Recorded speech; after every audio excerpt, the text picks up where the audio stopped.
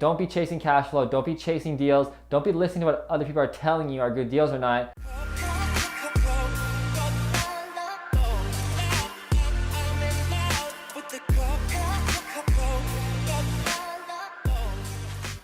Hey, this is Matt Pichet, the Fruitful Investor, and your investing coach. And today's video is about how to start investing in real estate without losing money. Now, a lot of people starting out in real estate are very confused on what to buy, where to buy. Should I buy in Hamilton, Barrie, St. Catharines, and what should I buy? Student properties, single family, multifamily, rent to own. There's so many to choose from, and they are very confused, and they are often chasing deals from whatever their realtor or their friend says. Hey man, you should buy this property in Hamilton, it cash flows really well.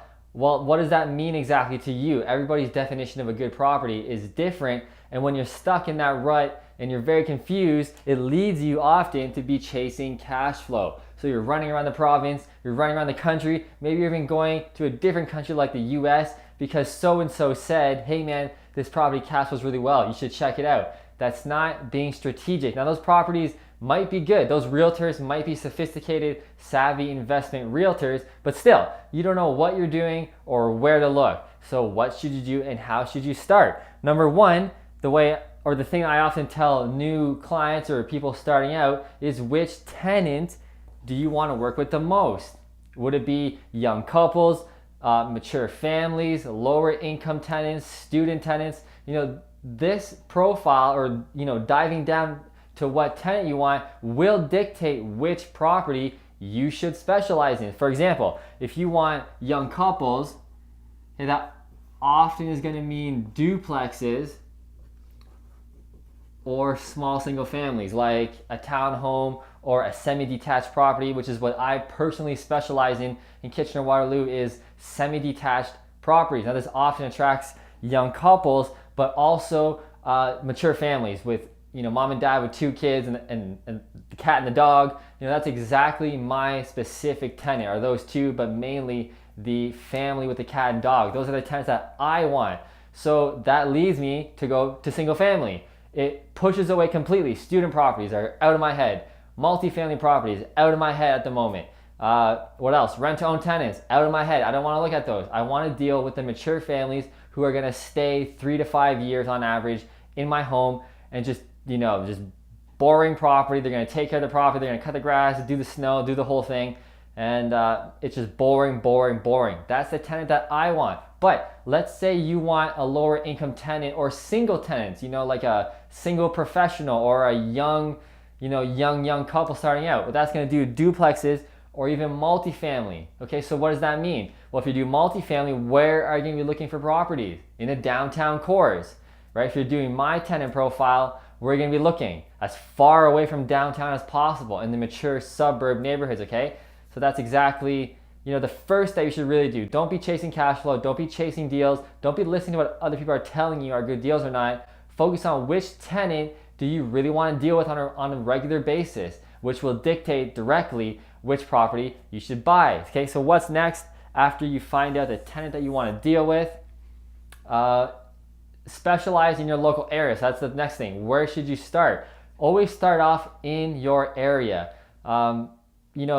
There's a ton of videos on my channel that dictates what's a good area, because your area might not be a good area. Let's say if you're living northern Alberta or northern Ontario, not really the best areas in comparison to southern Ontario, where we got Barrie, Hamilton, Kitchener, Ontario, London, Ontario. These kind of areas are much better, and you should probably invest in these areas. However, if you're starting out, just check your area. And I said there's tons of videos on my channel on what dictates a good area, such as GDP growth, job growth, population growth.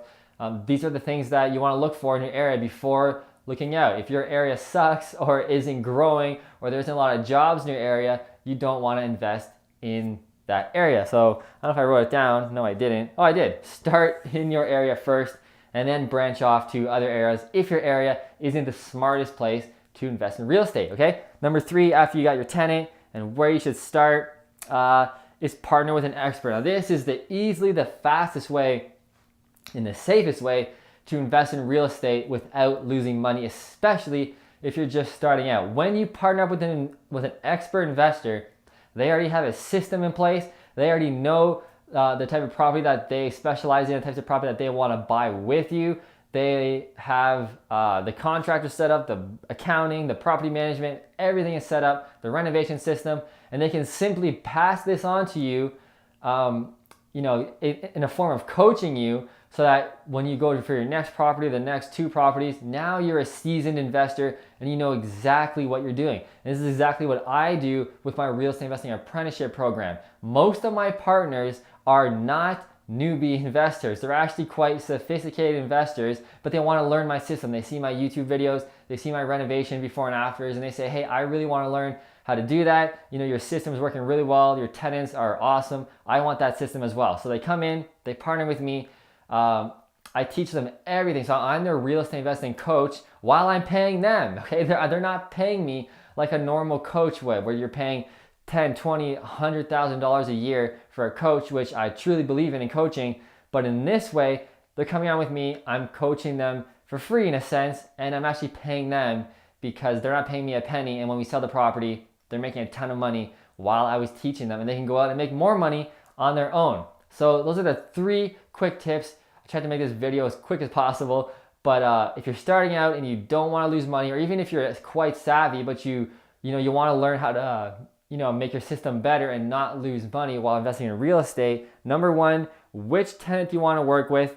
Number 2, start in your area if you can. If not, watch all my other videos on how to find a good area, what makes an area good before investing in real estate. And number 3, the best and the most safest way is to find an expert that's already doing what you want to do and just partner up with them, and they'll teach you and pay you at the same time.